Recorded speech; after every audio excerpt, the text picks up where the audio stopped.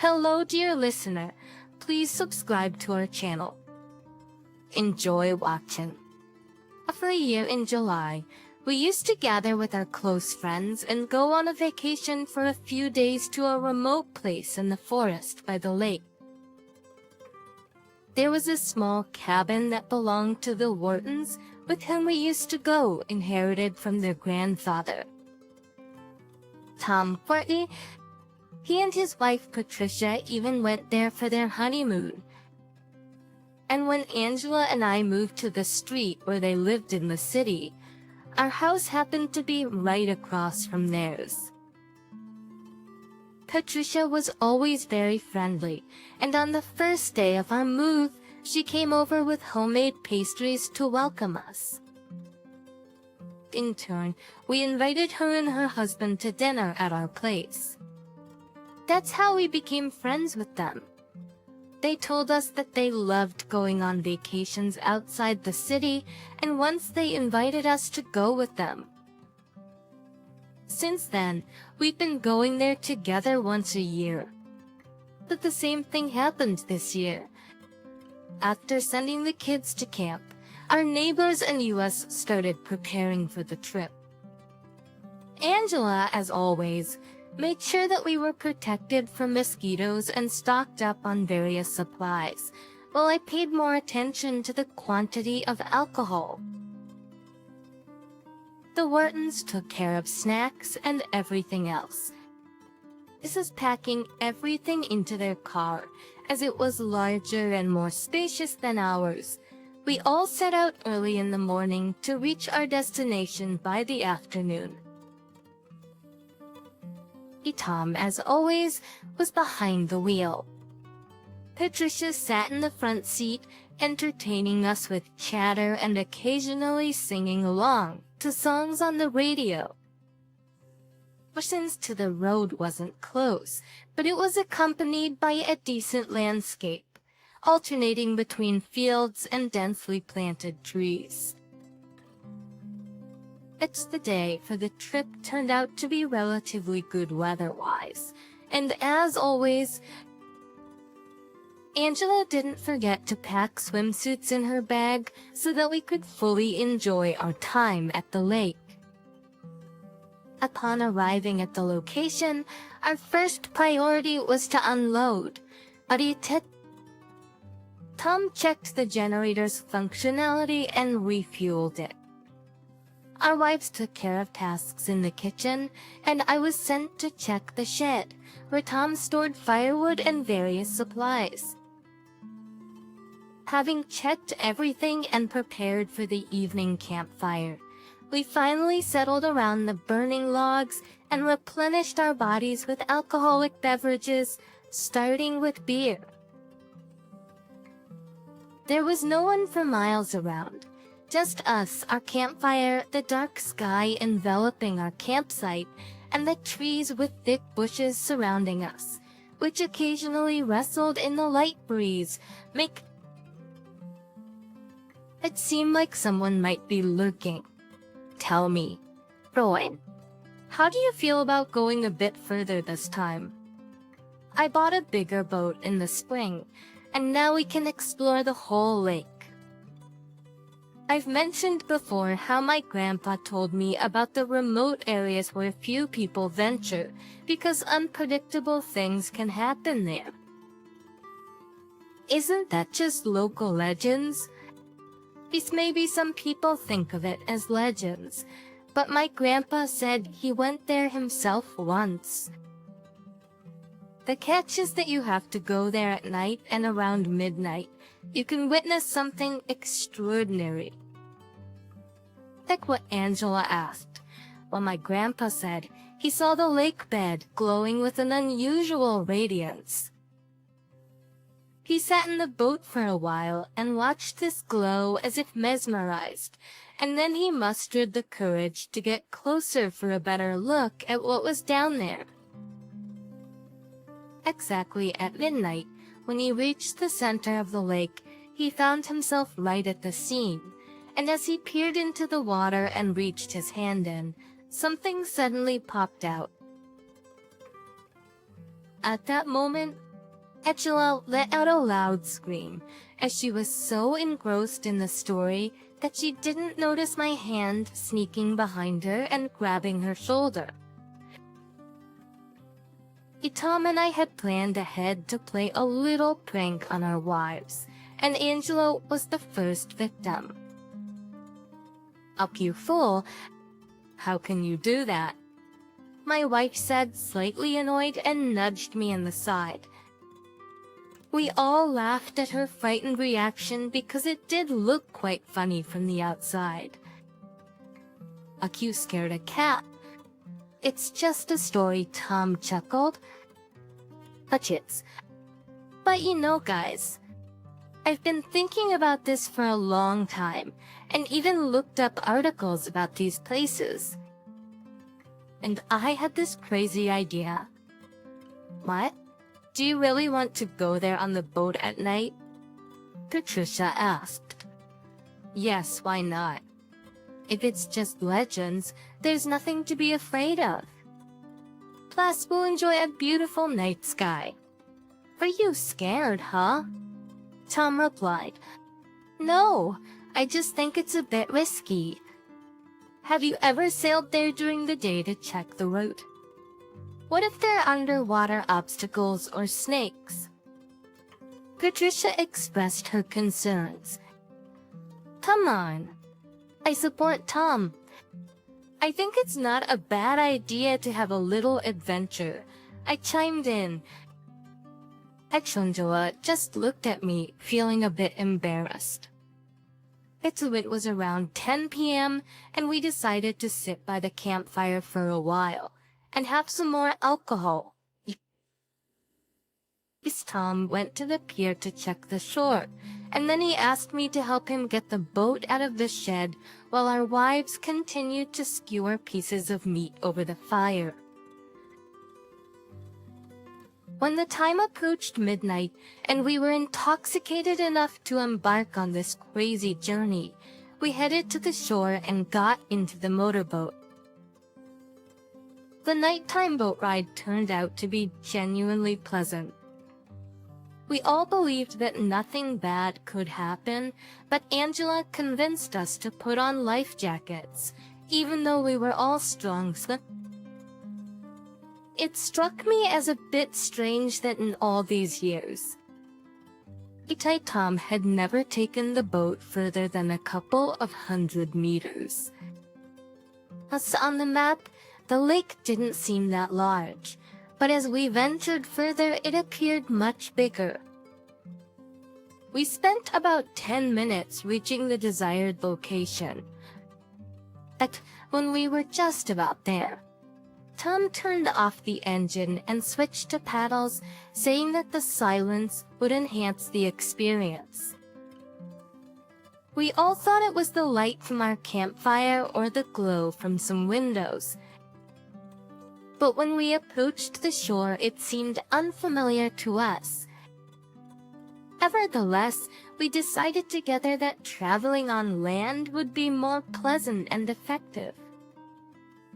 Since we headed towards the light and soon spotted a small house, similar in size to Tom's house.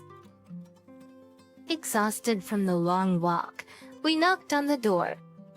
It didn't open right away, but when it did, we saw a middle-aged man who clearly took care of his appearance, but his clothing was very simple, even a bit old-fashioned. His face had a mysterious expression, but we just wanted to find out where we were and sit down for a while. "Spike?" Angela suddenly said. I didn't understand. "Do you know him?" I asked in surprise. "Oh, Angie, I didn't expect to see you here. Are these your friends?" The man said in a low baritone. "Yes, we got a bit lost. I didn't expect to see you in the middle of nowhere," my wife continued. "Why are you standing there? Come inside. It's getting cold, and it seems like you're all tired." He opened the door wider, inviting us in. Where do you know him from? I asked my wife as we entered. Hutchins. Well, let me explain later. For now, let's find out where we are. We entered a dimly lit room with a few lamps, and it had a slight musty smell. Tom and Patricia were examining everything with interest, while I wondered how my wife knew this man, as I had never seen him before. Spike offered us a seat in a small room resembling a living room, with a worn-out couch and a couple of chairs. Then he asked if we wanted something to drink. The Whartons agreed to have a beer if available, but Angela and I weren't interested at the moment. Well, Spike went to get the drinks. I returned to my question. So how do you know him? Who is he anyway? Well, it's hard to explain. I've known him for a very long time. Back in college, he used to try to woo me, but he wasn't my type and exams were approaching. So nothing happened between us back then. And believe me, I never thought I'd see him again someday. After college, I heard that he had gone to Europe. I see. But why did he look at you as if you were in frequent contact? Oh, psych. Oh, what a dog's name. Oh, Troy. Don't ask me these questions. He has always been a bit strange. And here are the drinks. Spike returned, looking at all of us. Did you miss? Spike, listen. Thanks for your hospitality, but we just wanted to find out exactly where we are, Angela. Oh, yes. I have no idea about this. No idea about this place? Tom continued. I've been visiting these areas for quite some time, but I can't even imagine where we are. Will you show us on a map so we can find our way back home? Yes. I will show you. But it's quite late now. You should wait until morning. It will be clear during the day, and I can see that you're all tired. It's my wife. Tom replied. Patricia, she introduced herself. Oh, what a beautiful name. Spike said. Iki approached her, bent down slightly, and kissed her hand without taking his eyes off hers. Then he straightened up and looked at Tom. You should take good care of such a beauty. Believe me, she's in good hands. He smiled and embraced his wife's shoulders. Patricia seemed slightly flustered, and it appeared she was enjoying Spike's attention. Although she'd always been a proper homemaker, it seemed that alcohol had loosened her up a bit, allowing her to feel attractive to other men and act more relaxed. And what are your names, young men? Spike asked Tom and me. We introduced ourselves, and Spike shook our hands politely. I could argue that Spike wasn't exactly what he was trying to portray himself as. His warm hospitality and politeness seemed somewhat contrived to me. After all, who would want to let unknown people into their home in the middle of the night and offer them accommodations? However, maybe this eccentric individual had been living alone in this remote area for a long time, and he was simply feeling lonely, deciding to entertain himself this way. I accepted his so-called good intentions and agreed to stay until morning, which seemed reasonable. I noticed that Tom and Patricia were coming alive and were genuinely interested in chatting with this guy. Up team even shared some information about their family and where they lived. Spike mentioned that he knew the location of Tom's house and would show them the way in the morning, even offering to give us a ride. Tom was concerned about leaving his boat here and wanted to send it back to his own PA. Meanwhile, Angela mostly remained silent, observing their conversation. But it even seemed to me that she was feeling somewhat uncomfortable and not enjoying her time here. "How are you? Tired? You don't look too good," I asked her. "No, everything's fine. I just suddenly wanted to go home. Not to Tom's cabin, but to our real home. Take a shower and get into our own bed. Don't worry, you're just tired.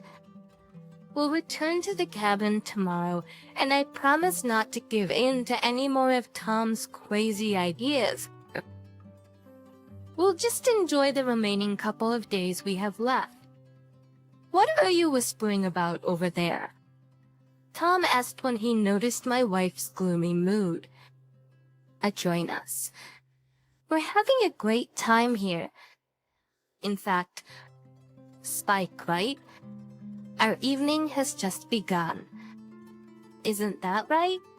He was already addressing him as if he were a good friend. "Yes, Troy," Spike replied. "And why don't you tell us something, too? How did you manage to win over the lovely Angela? She always seemed so unapproachable." Spike put on a broad smile, and in the dim light, it looked more sinister than sincere. "Spike, that's our private matter. If you don't mind, we'd rather not discuss our personal life," Angela replied. I looked at Spike as if apologizing for my wife's blunt words, trying to convey that we weren't as hostile as it might seem. "You have a pretty nice home. How long have you been living here?" I asked, shifting the conversation to a different topic. "I can't say for sure. It's been over a year, maybe even 2. I haven't been paying much attention," Spike replied. "Why did you decide to live so far from everyone else?" "Well, it's my choice. It's quiet here, and usually no one bothers me. I can even say that you're the first people I've seen near my house in the last few months. Plus, all the other houses are on the opposite shore to the south. I can tell you're not a frequent forest visitor. You seem to prefer the city, am I right?" He assessed me from head to toe. A pin and beer, after all, he repeated his offer. I agreed, and Spike left the room again to fetch the drinks. During the conversation, he tried to appear sincere, but it didn't make him seem more pleasant to me than before. I wished the night would end as soon as possible, especially considering my wife's tense state. While the Whartons were engrossed in their own conversations and their host was absent, I glanced around, trying to glean some information about Spike from his living space. At the moment, I felt like a character in a typical horror story, where the 4 of us were supposed to go through difficult trials. "Why did you all fall silent?" Spike asked, returning with another round of beers. "No," Tom replied. "We just didn't know what to do next. We're guests here, and we've already told enough about ourselves and—" "Oh, don't worry about that. If no one wants to sleep yet, I can offer quite an entertaining activity." Spike smiled again, suggesting that we didn't have a choice and had to agree to his proposal. Tom was open to having some fun, though he didn't know what to expect. I could see his elevated mood and willingness to participate. He even assumed a more comfortable position to listen more attentively to Spike. Only Angela continued to feel uncomfortable. "So, what are you suggesting?" and Tom asked, eager to know what the game entailed. "Oh, my friends," Spike started, but I didn't realize when it was that we'd gotten so friendly that he was so bold to address us. "I suggest we play a game you all know quite well. I'm sure, and I'm confident that none of you will object to playing it. I've noticed that all of you are quite close, while I'm just an accidental companion in your life adventure. I'm ready to be a good conversationalist and friend for this time."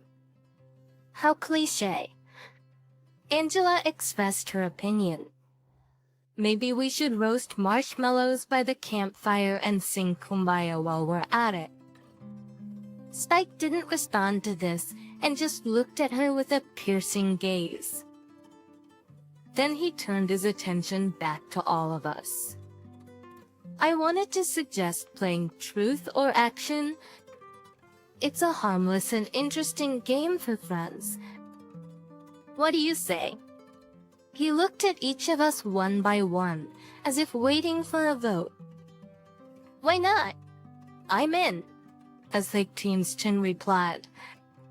"I think it's a good idea." "Yes, I'm not against it." Patricia chimed in. "What about you, Angela?" "I don't know. It feels a bit childish." "Oh, come on. What's wrong with it? It's a normal game. Let's play." "Who's starting?" Baichotin asked. "Why don't you start?" Patricia playfully suggested. "Bray, you're with us, right?" I had no other choice, and there was nothing to hide from them. Ichula reluctantly agreed as well, and Spike gestured to Tom to begin. "So, Truth or Action?" Spike asked. After a few seconds of contemplation and striking a significant pose, Tom responded, "Truth." "All right. Tom, have you always been honest with your wife?" We all thought it was a strange question from someone he didn't know, but nevertheless, we all paid attention to it, especially Patricia, waiting for an answer. "What a silly question." Tom stammered a bit. "Of course. I've always been honest with her. She's my wife." His voice grew firmer as he replied. "Well, that sounds like the truth." Big said, "You win. It's your turn to choose who's next." Tom took his time and looked at each of us carefully. It seemed to me that he now felt uncomfortable about having agreed to play, because this game allowed us to give away our secrets to a stranger. I assumed that Tom would ask me a question, and I would have to choose one of two things. But Tom turned to Spike and addressed him. A turn. "Spike, do or action?" He maintained his wide smile and with a drawn-out tone replied, "I choose action." "Wonderful. What could I wish for you?" began Tom's musings. "I've got it. I'll make a frightened gnome." We all stared at Tom again. I think everyone like me thought the idea was very childish and ridiculous. Childish and ridiculous. But Tom didn't back down, and he held his head up proudly, waiting for the master of the house to complete the task. After all, he had suggested this game himself, and now he had to follow the rules too. I noticed that Spike didn't like this.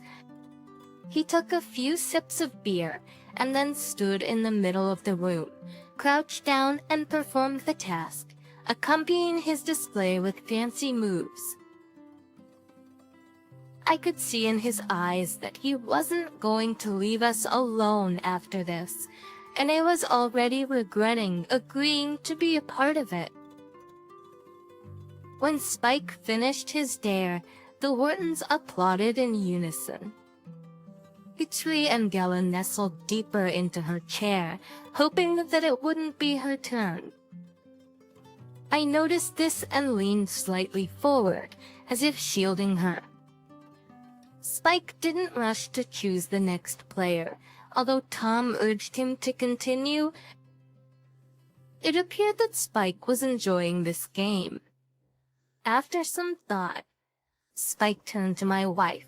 "And you, Angela, what about you?" "About me," she replied, as if she had nothing to do with it. "But choose you, Angela, truth or action." But remember, it was truth first, and now it's action. So this time, it's about telling the truth. And yet I'm going to ask you a question. Truth or action?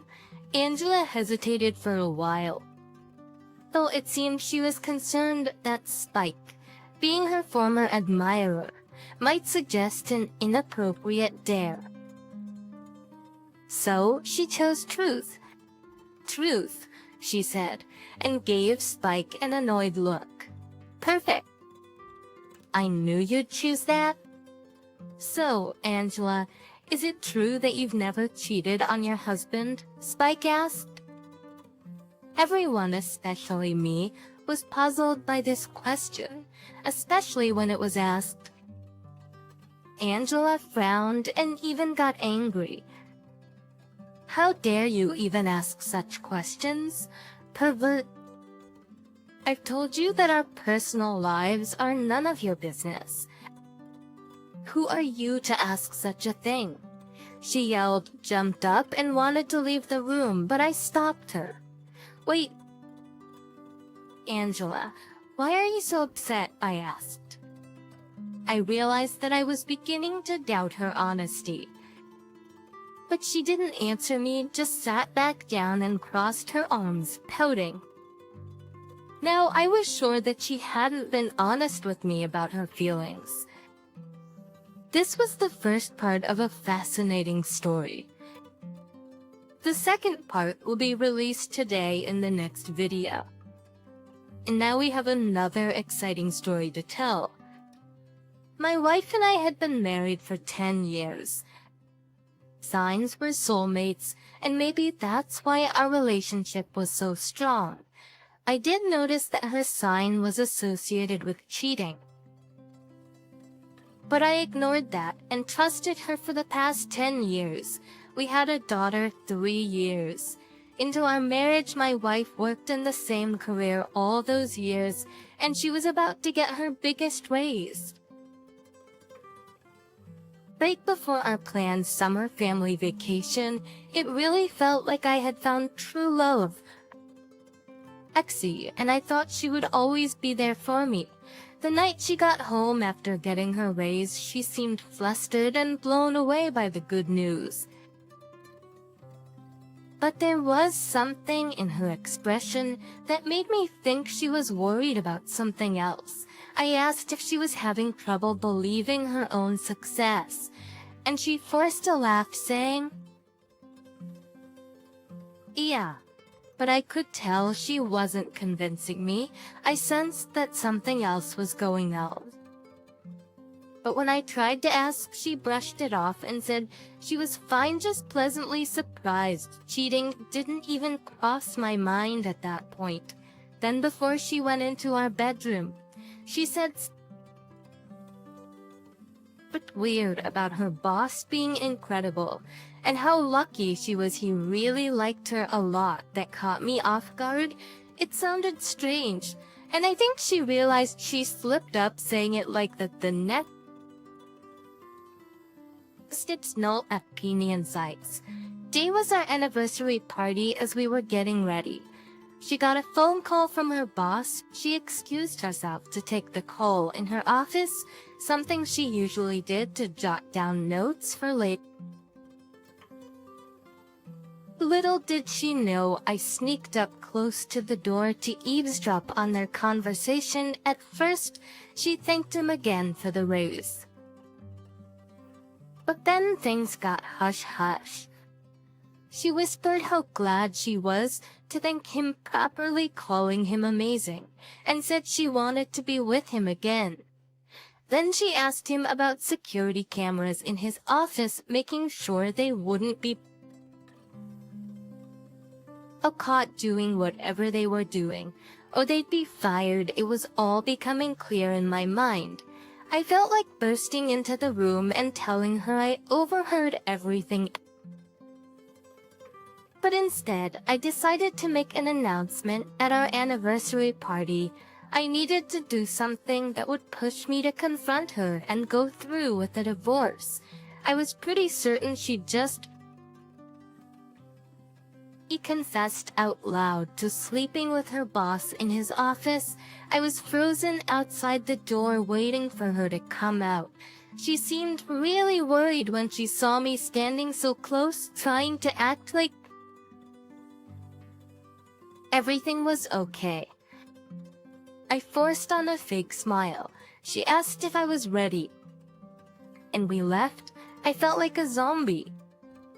And she was restless, lighting a cigarette because she gets that way. When she's stressed out during the drive, she tried asking again if I was okay. And I knew she wanted to know if I heard her conversation. We arrived at the venue, and I turned to her saying, "Let's go celebrate our 10-year marriage." Wife, my voice sounded robotic, lacking any anger. She knew I overheard them, but she couldn't bring herself to talk to me about it inside.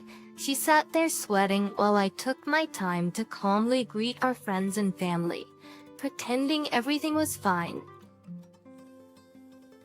Our 7-year-old daughter was there too, as my parents had given us some time alone for our anniversary.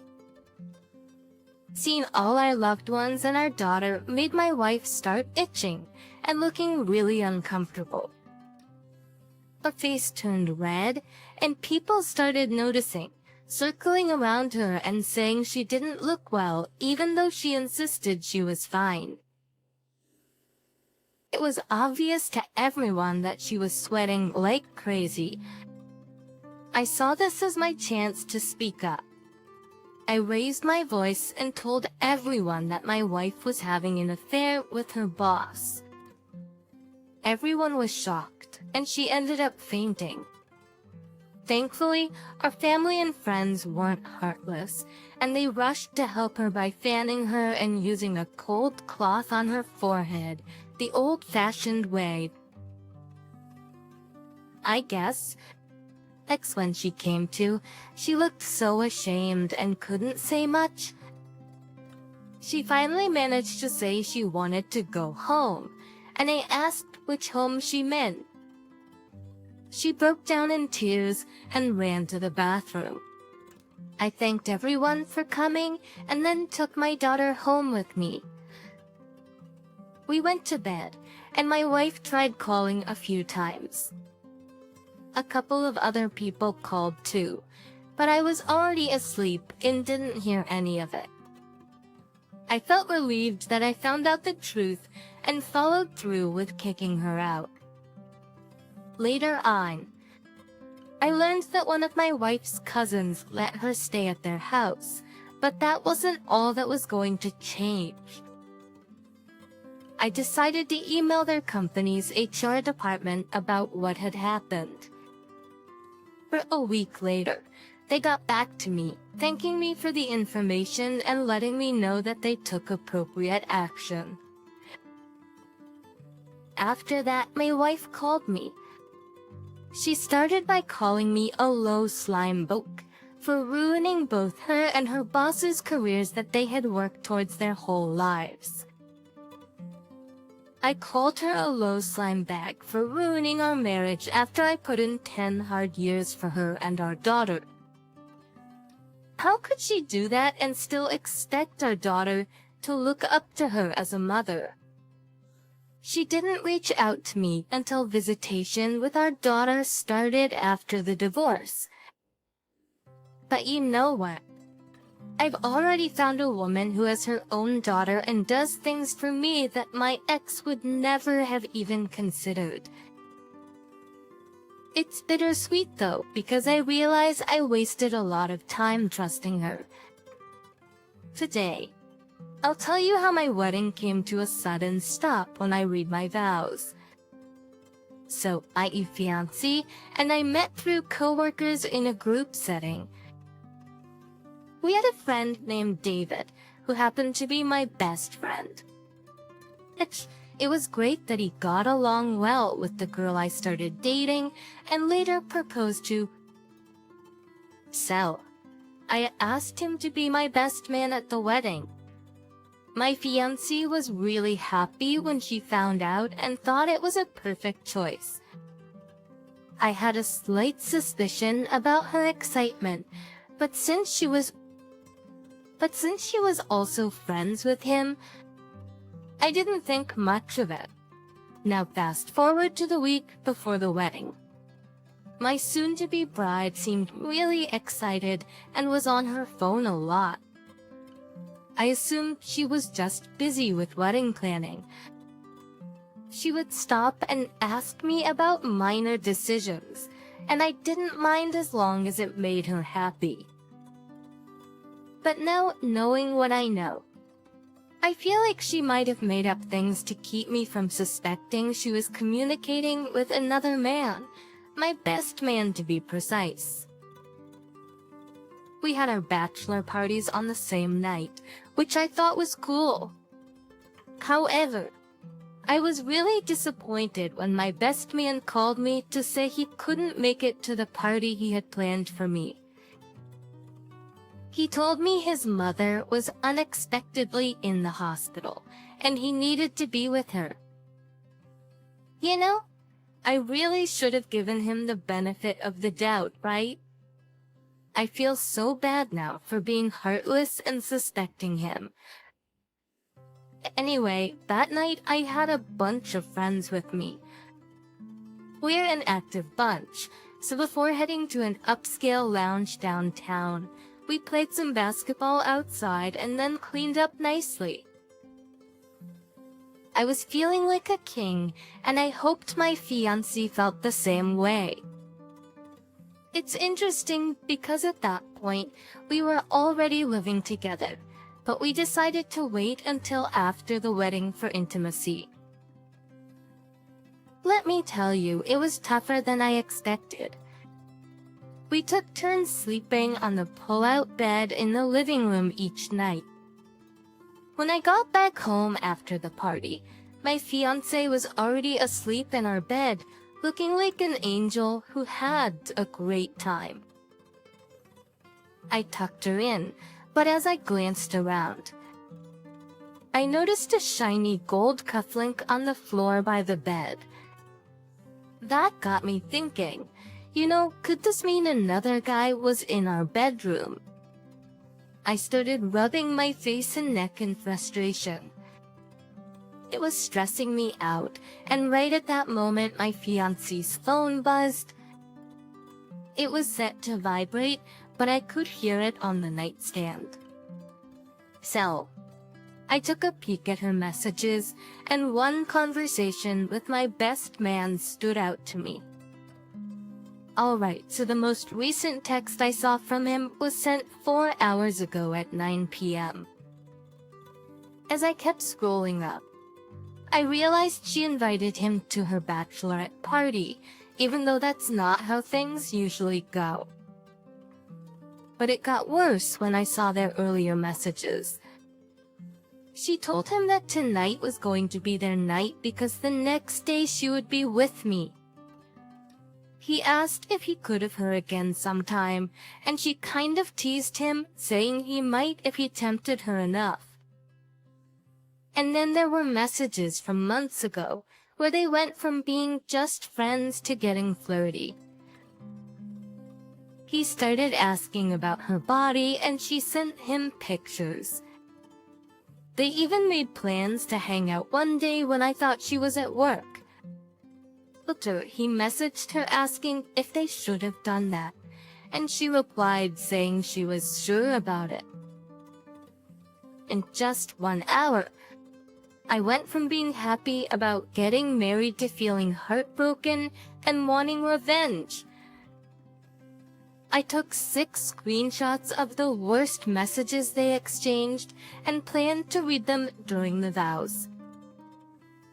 It was going to be awful, just like what she did to me. I deleted all evidence of collecting those messages and then took some NyQuil to knock myself out. The next morning, she was already gone.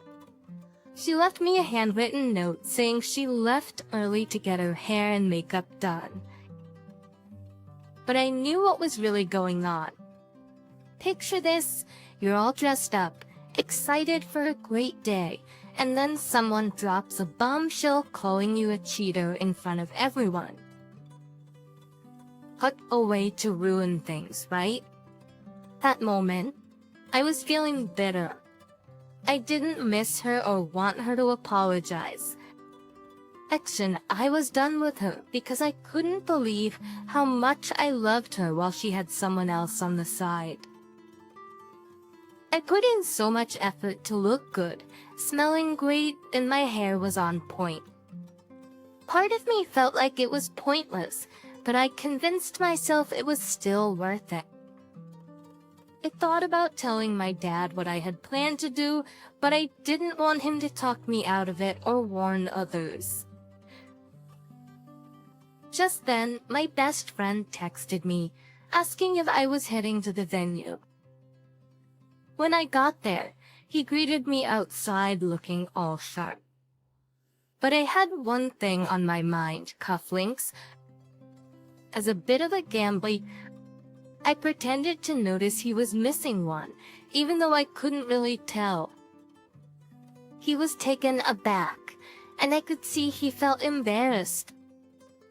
He said he must have lost it somewhere, that it got caught on something. I asked to take a close look at the one he had, in case I somehow found its match.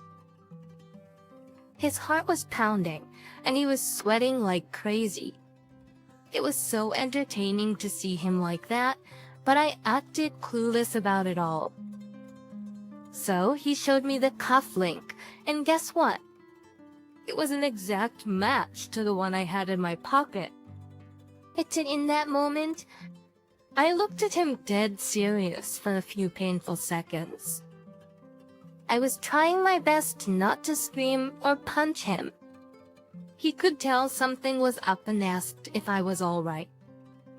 I snapped out of it and put on a fake smile, telling him that everything was fine because, hey, I was getting married today, right? Then I smacked him hard on the back, making him jump a bit. After some mind-numbing mingling in the grand procession, I walked into the venue. But I couldn't help but think that I never wanted a traditional wedding again. It all felt so dumb and meaningless. And just when my almost wife walked down the aisle, looking stunning as ever, all those memories of how we met and our time together flooded my mind. It was so damn unfair, and I couldn't hold back my tears. People around me noticed that these weren't happy tears. I was devastated.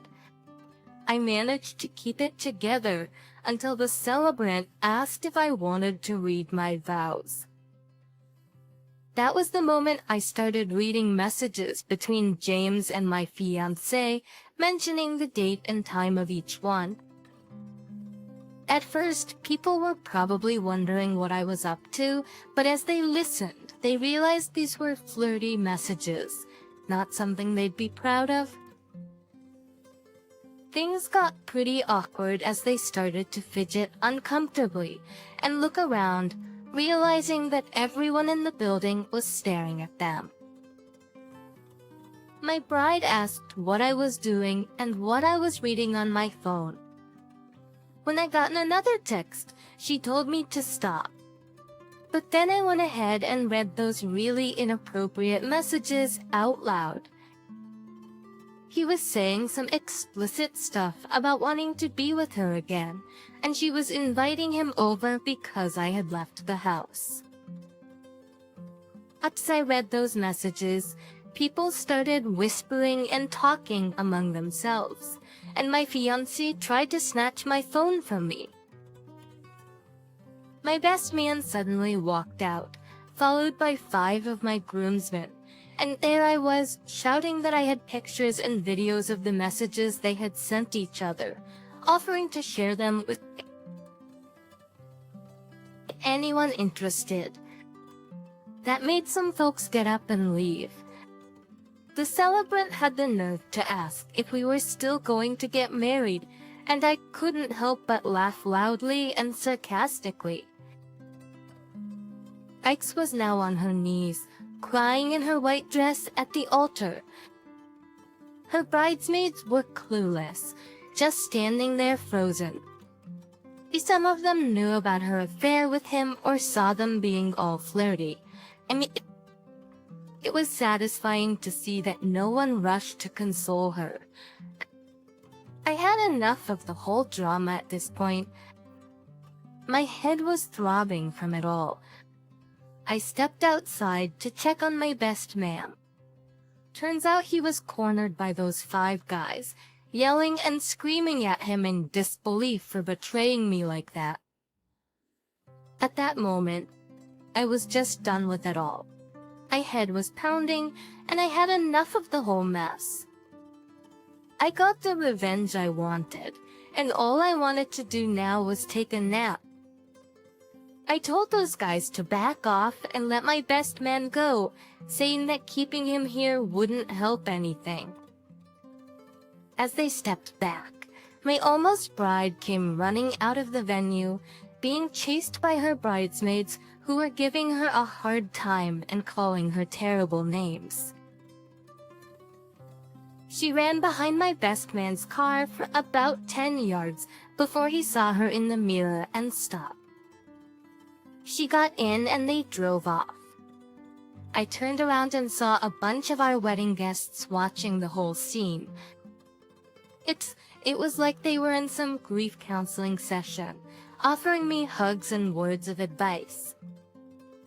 It was weird, but at least they were there for me. And well, those people weren't her friends anymore. They both lost the support and contact they used to have from our circle of family and friends. They ended up moving out of state together. But their relationship didn't last long. They lived together for just a year before my ex moved back in with her disappointed and critical parents. What a waste of time it all was. After all this mess, she had the audacity to ask me out again, and I just called her crazy. As for my best friend, he never reached out, but honestly, that's fine. I can't be friends with him anymore anyway. Luckily, my friends and family were there for me, never letting me give up hope or get too down. I haven't started dating again yet, but I have my eye on a good girl I'm thinking of asking out. It's crazy to think that someone would be committed to only me, but my ex planted a seed of doubt in my mind. So now I take my time getting close to people. I ask them anything I want to know, and share my past experiences with them so they understand where I'm coming from. If you enjoyed this story, please like and leave a comment. It's important for us and will help promote this video. Thank you for watching us.